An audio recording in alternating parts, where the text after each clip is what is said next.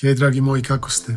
Da iskoristimo ponedeljak za akciju, sutra je badnji dan pa Božić. Idemo!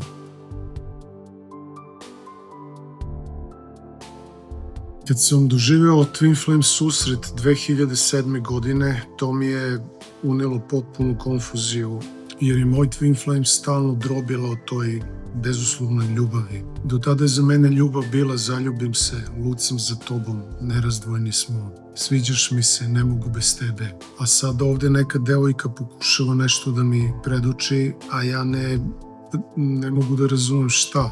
Međutim, od cijeline te ljubavi morao sam da pronađem odgovore i sećam se da sam išao do internet pretraživača, da ukucam šta je ljubav, i dugo sam verovao zbog onoga što doživljavam sa svojim Twin Flame-om, da ljubav nije ni emocija, ni osjećaj, već stanje, jedno specifično stanje duha, to jest ta energija koja vas diže u nebesa. Sada vam mogu reći da nije ni to.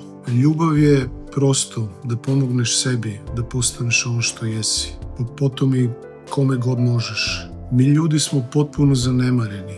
Biljke i životinje imaju veću pažnju od nas. Nahraniti nekog je dokaz velike ljubavi, obući ga, poslati ga u školu, dati mu posao. Sve je to odraz ljubavi, ali pomoći nekome da ispuni svoje snove, to jest da zaživi u realnosti kao svoja autentična osoba.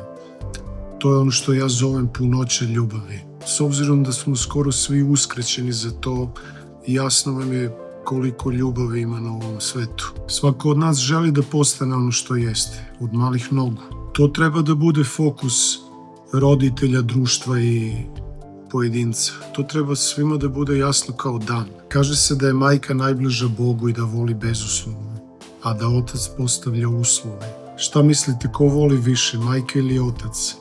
Majka koja te prihvata takvo kakav jesi, srodna duša, ili otac koji te uslovljava da postaneš savršen, Twin Flame. Ja mislim da uvijek treba kombinovati, voliti sebe i stalno težiti najboljoj verziji sebe. Među nama ima dosta onih koji misle da mogu da žive u lažima, da se kriju, da prikrivaju svoj pravi identitet, da bi ugodili drugima, svetu, Bogu, a pritom žele da budu autentični i da dođu u reuniju sa svojim Twin Flame-om. Zamislite to, skrivaš pravog sebe, a očekuješ da živiš u istini i ljubavi. Kako je to uopšte moguće? A i dalje dobijam ta pitanja. U ljubavi treba biti svestan. A šta to znači? To znači biti svestan delovanja svoje podsvesti. Kako? Tako što ćeš stalno da osvešćuješ sebe. Jer osvešćenost povezuje, dok je mrak zid između dvoje ljudi. Zato nemoj nikada da ulaziš u odnos sa idejom, sa nekom predstavom o osobi, već sa realnom osobom, takva kakva jeste. Uzmi ili ostavi. Nemoj da pokušavaš da prilagodiš sebi, svom egu, da je umanjuješ, da je kontrolišeš, već je prihvati i pomozi da postane najbolja verzija sebe, da ispuni svoj potencijal, svoju svrhu, da bude autentična, jer jedino će tako biti potpuno srećna i voljena, a to prvenstveno važi za nas same i to je punoća ljubavi. Vidimo se, dragi moji, uživajte.